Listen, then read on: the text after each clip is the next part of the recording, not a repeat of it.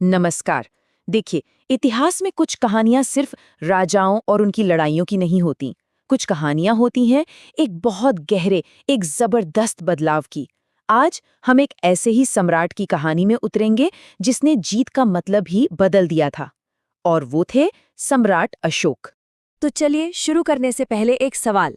असल में महानता होती क्या है? क्या वो बेहिसाब ताकत में है या फिर वो दिल में बसी गहरी करुणा में है?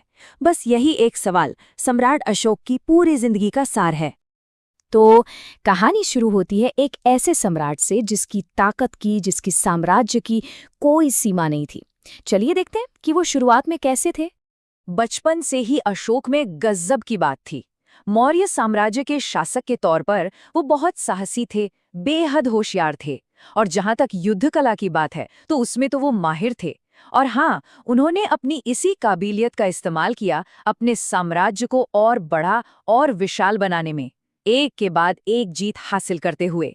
लेकिन फिर एक ऐसा युद्ध हुआ जिसने सब कुछ बदल दिया। एक लड़ाई जिसने न सिर्फ इतिहास का रुख मोड़ा, बल्कि अशोक के जीवन की दिशा भी हमेशा हमेशा के लिए बदल दी। जी हाँ, हम बात कर रहे हैं कलिंग के उस भयानक युद्ध की। ये कोई मामूली लड़ाई नहीं थी, नहीं, बिल्कुल नहीं।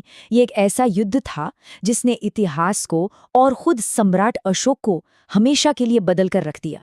कलिंग पर जीत तो मिल गई, लेकिन इसकी जो कीमत चुकानी पड़ी वो बहुत ही भयानक थी। आप सोचिए, युद्ध का मैदान लाशों से भरा पड़ा था, हजारों लाखों परिवार बिखर चुके थे और चारों तरफ हवा में सिर्फ दर्द और मातम था। और ये सब अशोक ने अपनी आंखों से देखा। और बस वही वो पल था। उस तबाही को देखकर उन्हें ये एहसास हुआ कि ये कोई जीत नहीं, बल्कि ये तो सबसे बड़ी हार है। वो जंग तो जीत गए, लेकिन इंसानियत हार चुकी थी। इस एक एहसास ने अशोक के अंदर जैसे एक क्रांति ला दी, और यहीं से उनके जीवन का एक बिल्कुल नया अध्याय शुरू हुआ, शांति और धर्म का मार्ग। इस एक एहसास के बाद उनका दुनिया को देखने का नजरिया ही बदल गया। जहां पहले तलवार थी, अब वहां करुणा ने जगह ले ली थी। जहां पहले सिर्फ जीतने की इच्छा थी, अब वहां सेवा का भाव था। और जहां शक्ति का बोलबाला था, अब वहां शांति ने अपनी जगह बना ली थी। और ये बदलाव सिर्फ ख्यालों में नहीं था। अशोक ने बाकायदा ठोस कदम उठाए।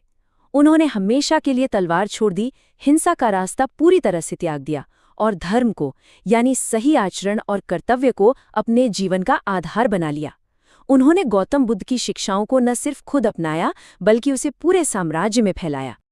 अब अशोक की असली पहचान उनकी प्रजा की भलाई में नजर आने लगी। उन्होंने लोगों के लिए सड़कें बनवाईं, पीने के पानी के लिए जगह जगह कुएं खुदवाए और बीमारों के इलाज के लिए अस्पताल भी खोले। इतना ही नहीं, उन्होंने अपने अधिकारियों को भी साफ साफ कह दिया था कि जनता की सेवा ही उनका सबसे बड़ा धर्म है। तो अशोक की ये कहानी हमें महानता के बारे में असल में सिखाती क्या है? आइए इस कहानी के सबसे बड़े सबक को अब समझते हैं।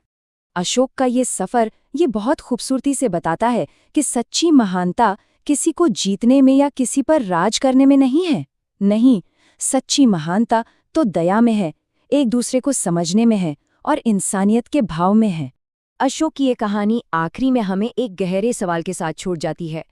क्या असली महानता अपनी गलती को समझने में और फिर खुद को पूरी तरह बदल लेने के उस साहस में ही छिपी है? इस पर जरूर सोचिएगा।